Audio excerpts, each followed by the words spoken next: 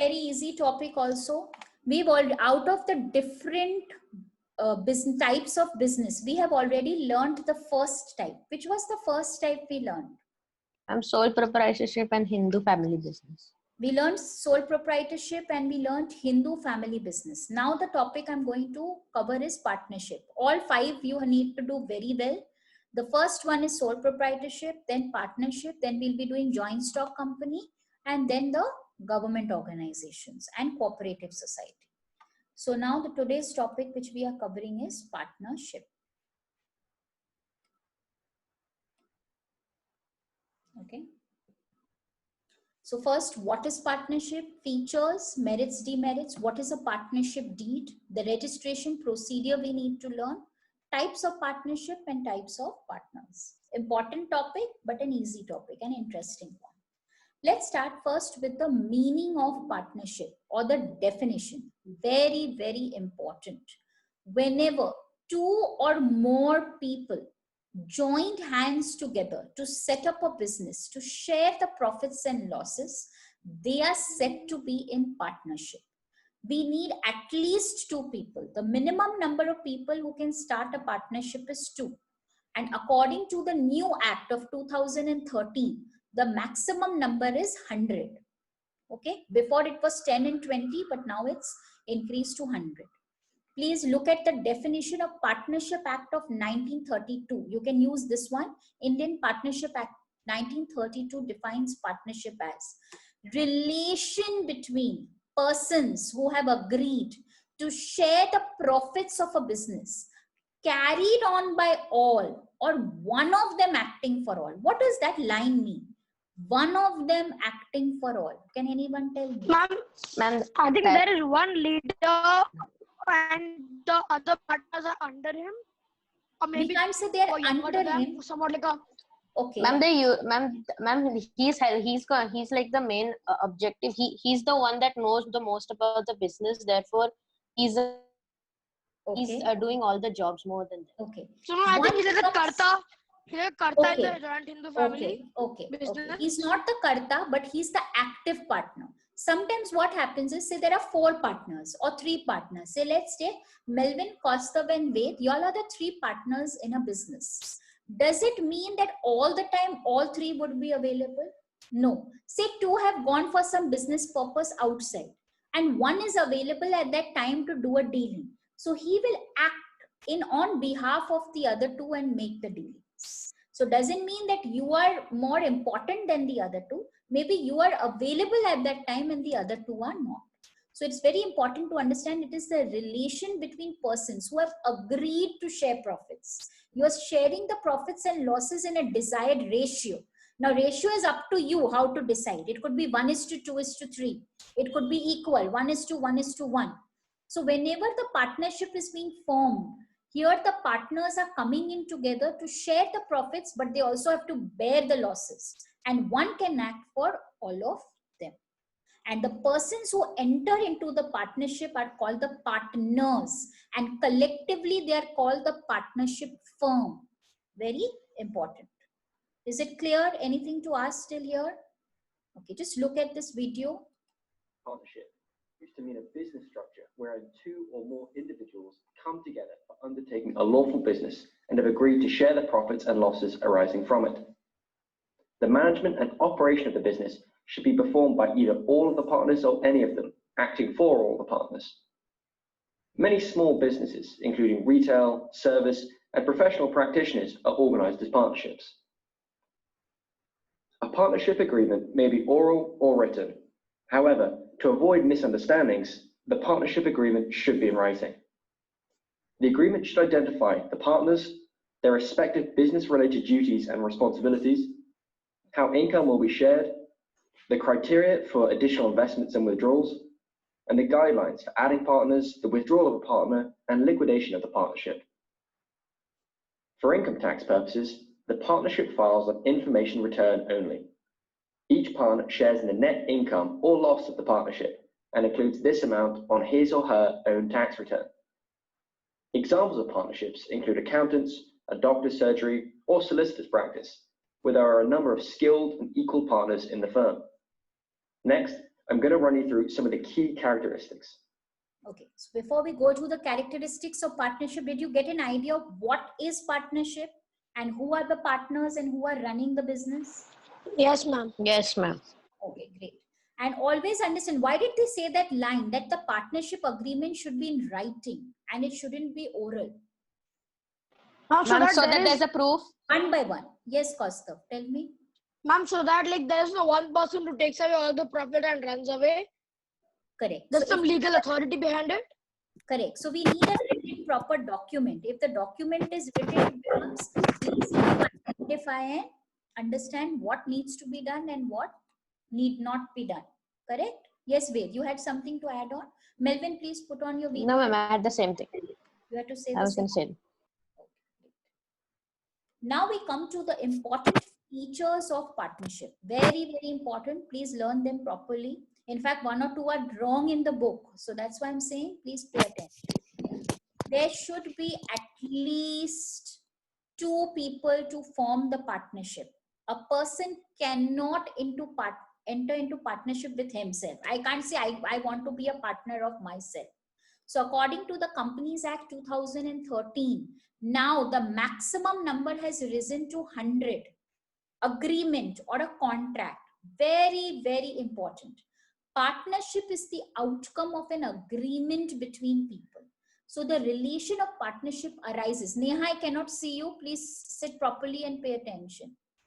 The relation of partnership arises from the formation of a contract, not from status or birth. Where did we learn about status or birth? Which type of business? Yes, Ved? Joint Hindu family business.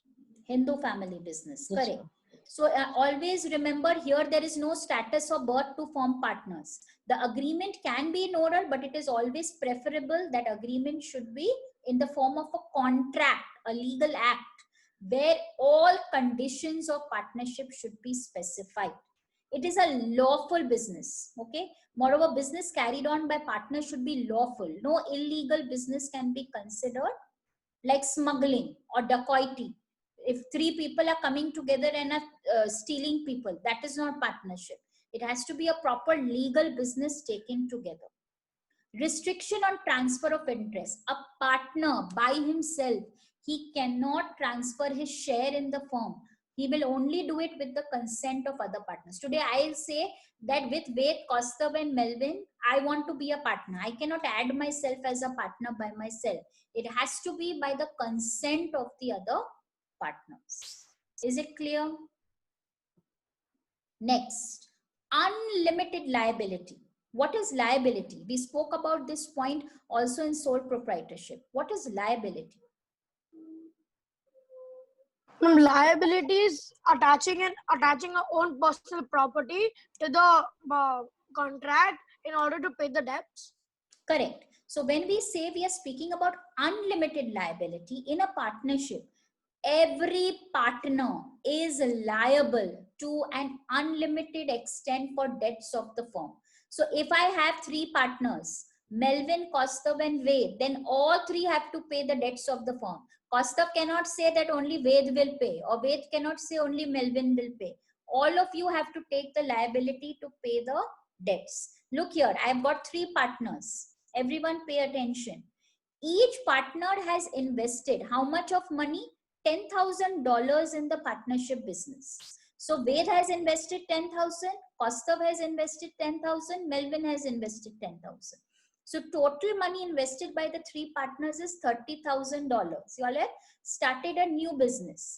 But with time, the liability has accrued to, the liability has now increased to $90,000. So obviously 10,000 is the capital, that much the liability you 3 have only.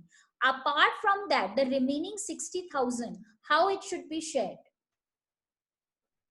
20. Each partner needs to pay individually $20,000 each to settle the liabilities. If not able to sell the liabilities, then you will have to attach your personal asset to pay the liabilities of the firm. That is why all the partners have unlimited liability in the partnership firm. Then we come to sharing of profits. The agreement between the partners must to share the profits of the business. There can be no partnership without the intention of mutual gain. Now, profits can also be distributed in different ratios. If each has given 10,000 capital, they will say, let us equally share the profits. But suppose the ratio was decided as 3:2:1.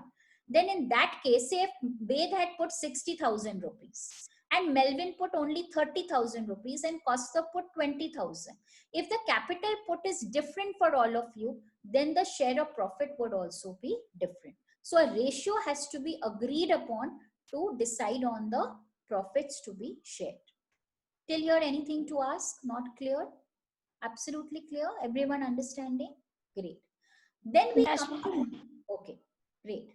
Then we come to mutual agency. Very important point. Each partner acts as the mutual agent of the other.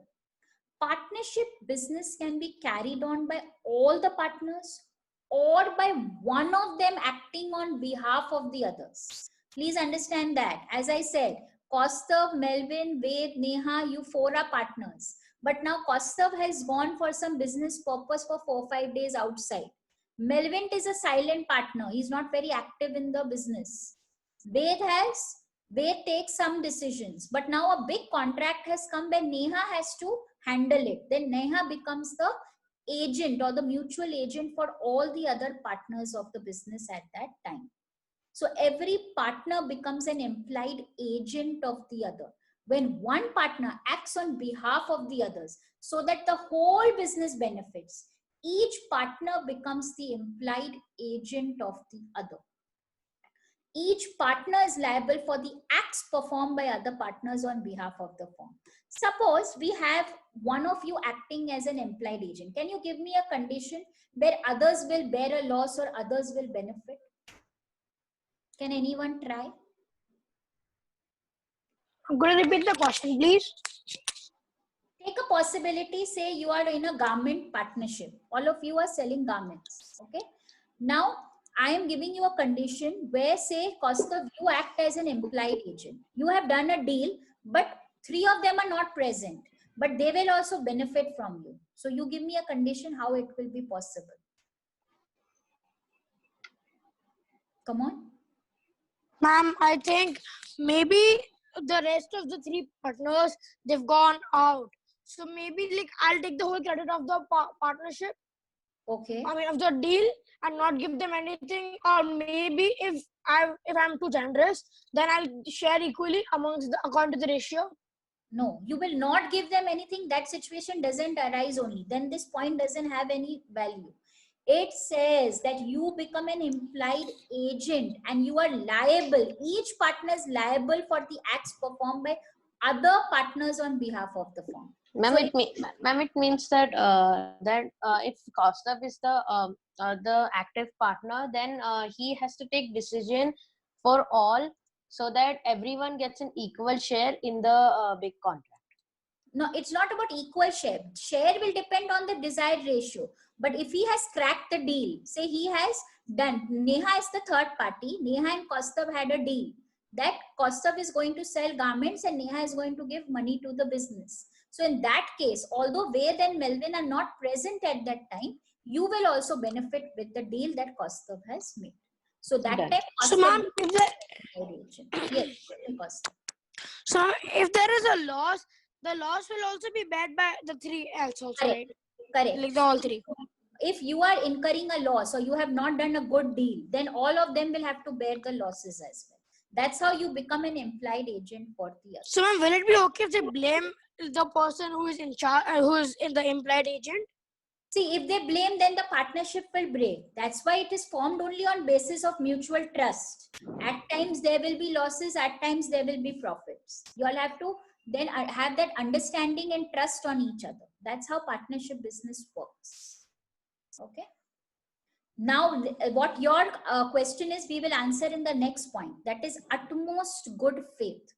The relation between partners are based upon mutual trust and confidence. They have to trust each other. Every partner is expected to act in the best interest of the other partners.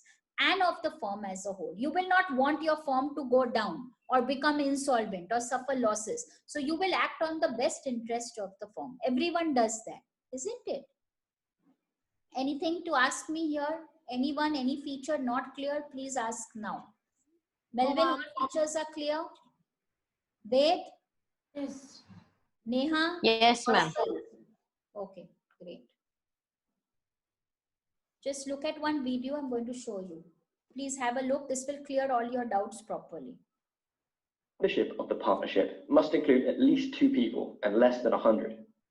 All the individuals entering into the partnership must be legally competent to do so. They have to enter into the contract to become partners. The informality of decision-making in the partnership tends to work well with a small number of partners. Having a large number of partners, particularly if they are all involved in the operation of the business, can make decisions much more difficult.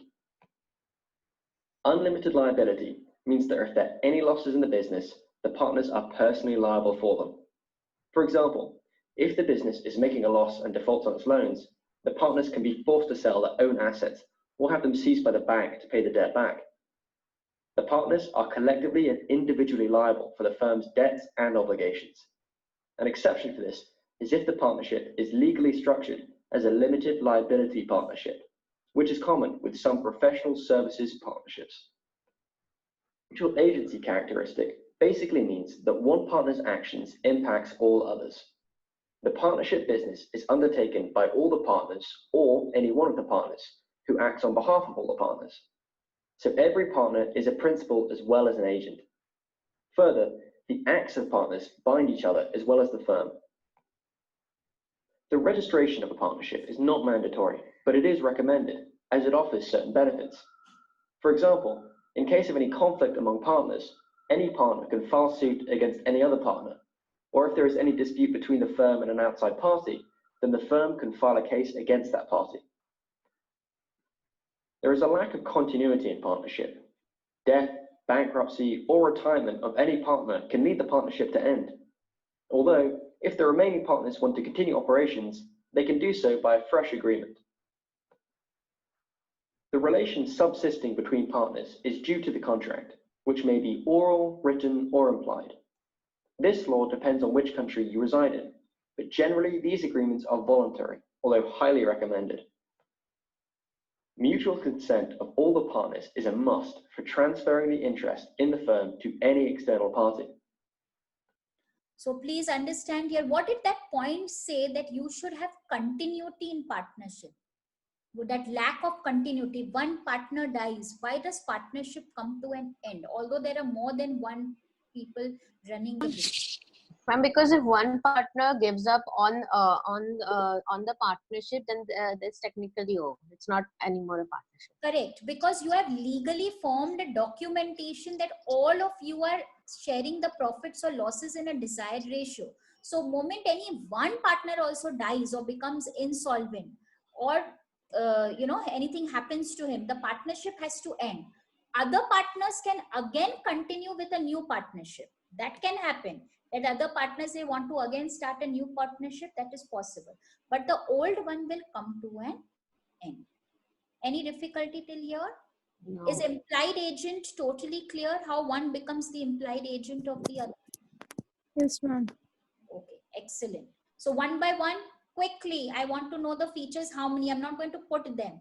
Tell me which features you have understood and tell me one feature by yourself. Melvin, we'll start. Okay, Kaustav wants to start. Kaustav, start. Ma'am, 2 or more persons. A partnership should only start. The partnership requires minimum number of people 2, and the maximum can be 100, not more than that. Excellent. One feature done. Who's going to tell the next one? Ma'am, can I tell? Okay, wait. Ma'am, there should be a mutual understanding between all the partners, and there's always an active partner which can do the contract, make the contracts in behalf of the other partners. Can I say that they act as what? Mutual agents for each mutual other. agents, yes. Okay. Melvin, next one. Your turn. Ma'am, sharing of profit in this, ma'am, the sharing of profit and loss, whatever the business faces. For example, the business has a profit in this year, so the partners will equally share the profit as well as. No, they will not equally share. They will share in the desired ratio of the contract. It can be 3:2:1. It can be 4:3:5. It can be 1:1:1. That is up to the partners. It's not always that they will equally divide. Okay. Yes. Continue. You've not finished with the. And they will, if the business faces a loss, it again depends on the partner, ma'am. For example, if they, ma'am, sometimes in losses, like in mutual agency, the one person becomes the performs the act of the business. In this time, if the business faces a loss because of that person, then the other partner can make a pressure or will blame on that him, and he has to pay the loss, ma'am. It occurs different, ma'am. It varies. Correct. Correct. So sharing of process. What is unlimited liability? Who can explain that to me? Neha, can you try unlimited liability? Yes, ma'am. Okay, try. I'm in a partnership. Every partner is liable and unlimited to extend the profit with three partners and share the profit. No, what is a liability? Liability means the debts of the firm which they have to pay. So in case if there is the liabilities, they are unlimited. That means they have to sell their personal assets to pay off the creditors of the firm. Okay, clear? So this is clear. Last part I will do before we end the class. We have only 3 minutes left.